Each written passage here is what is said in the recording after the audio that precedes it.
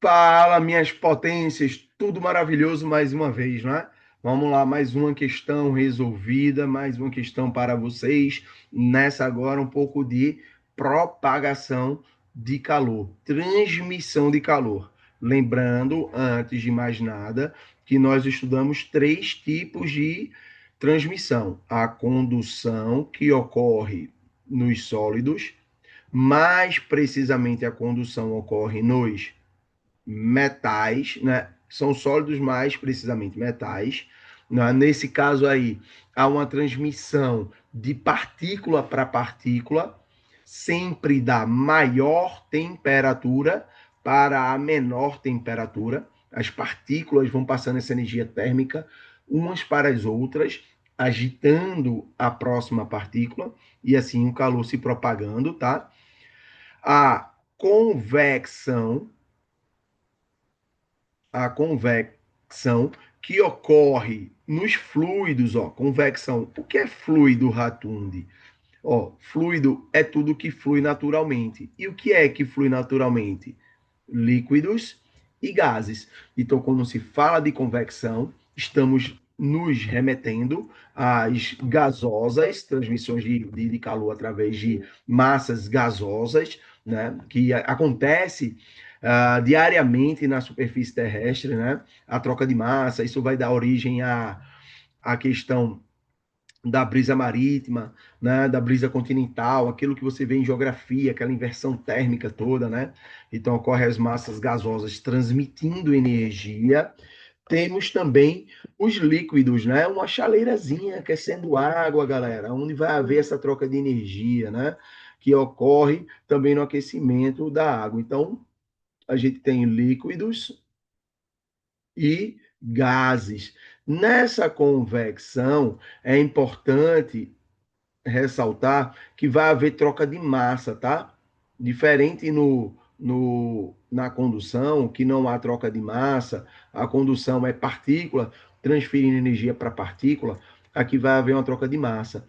E a gente vai ter uma convecção acontecendo por causa da diferença de densidade. Então, tem a ver com a densidade. Aquele mais denso é o mais frio, desce. Aquele menos denso é o mais quente, sobe. Então, o ar, por exemplo, o quente, tende a descer e o ar frio tende a subir, fazendo essa troca de massa gasosa, tranquilo?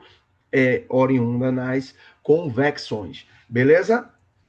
E por fim, a irradiação, a transferência de energia por irradiação. A irradiação ocorre através de ondas eletromagnéticas. Então, ó, se aqui eu tenho metais, sólidos e basicamente metais, convecção, líquidos e gases, a irradiação eu tenho o quê? Ondas eletromagnéticas. Ondas eletromagnéticas. Ela se propaga onde? No vácuo. Beleza, Al? Então, ondas eletromagnéticas que se propagam no vácuo transmitem essa energia térmica, ok? Você chega perto de uma fogueira, por exemplo, não precisa nem encostar nessa fogueira que você sente o calor da fogueira. Tá fazendo um churrasco lá em família, a galera comemorando um churrasquinho, chega perto da churrasqueira, você sente o calor. Né? Geralmente a gente quando vai assar uma carne na churrasqueira, o ideal é deixar o carvão em brasa, sem a chama do fogo, para não queimar a carne e deixar de cozinhá-la. Quando a gente deixou o carvão em brasa, ela vai cozinhar mais lentamente, sem queimar, pela transmissão de calor através da irradiação. Beleza? Tranquilo? Então vamos lá, vamos ver essa questãozinha aqui. Feita essa revisão rápida, vamos ver o que ela diz. Ó. A comunidade científica, há tempos, anda preocupada com o aquecimento da temperatura média da atmosfera terrestre, o famoso aquecimento global. Os cientistas atribuem esse fenômeno ao chamado efeito estufa. Vale lembrar que o efeito estufa é um efeito natural. Os gases que estão ali na nossa atmosfera, eles formam uma camada sobre a superfície do planeta que impedem alguns raios do Sol de voltarem para a atmosfera, para o espaço, perdão. Consequentemente, esses raios, essas ondas eletromagnéticas ficam aprisionadas na nossa atmosfera, deixando a Terra previamente aquecida a uma temperatura possível para termos vida no nosso planeta, tá? Então, ó, consiste na retenção da energia térmica junto ao nosso planeta, como ocorre nas estufas de vidro, que são usadas em locais onde, em certas épocas do ano, a temperatura atinge volumes muito baixos. A explicação para esse acontecimento é que a atmosfera, com seus gases naturais mais gases poluentes emitidos por automóveis, indústrias queimadas e etc., é pouco transparente aos raios solares na faixa das ondas de rádio. Ondas de rádio são ondas de baixíssima frequência, né? São ondas com pouca energia. Elas não seriam capazes, por exemplo, de aquecer o planeta. Tudo bem? Ultravioleta. Já ultravioleta é uma onda de alta frequência. A gente chama até de onda ionizante. Ultravioletas são perigosas. Elas reagem com as células do nosso corpo. Então, esses caras aqui são ionizantes, ó. Inclusive, a nossa zantes, ionizantes. Inclusive, a nossa atmosfera tem uma camada chamada de camada de ozônio que circunda o nosso planeta, que nos protege, na verdade, de algumas ondas que são nocivas, entre elas uma parte do ultravioleta, que não passa para a atmosfera. A gente chama de UV, vou botar aqui em cima, UVC. Esse cara tem muita energia. Se ele passasse na nossa camada de ozônio, nós teríamos sérios problemas. Então, ele não passa, o ozônio filtra isso aqui, não deixa isso aqui passar, tranquilo? As ondas infravermelhas. As ondas infravermelhas são responsáveis pelo aquecimento global. É essas ondas aqui que permitem que o nosso planeta seja aquecido, não é? De tal forma que nós temos uma temperatura equilibrada durante o ano. Obviamente que o homem tende a acelerar esse aquecimento do planeta, fazendo com que mais energia térmica fique aprisionada na atmosfera, fazendo com que a temperatura média do planeta aumente. Então, na verdade, o responsável pelo aquecimento seria o infravermelho. Ratundi, mas você disse que o ultravioleta era ionizante, tinha muita energia, por que não é ele?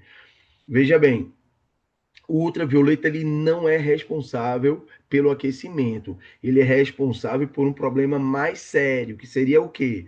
Seria a absorção da nossa pele, por exemplo, por essas ondas, porque são ondas que possuem muita frequência e, consequentemente, muita energia.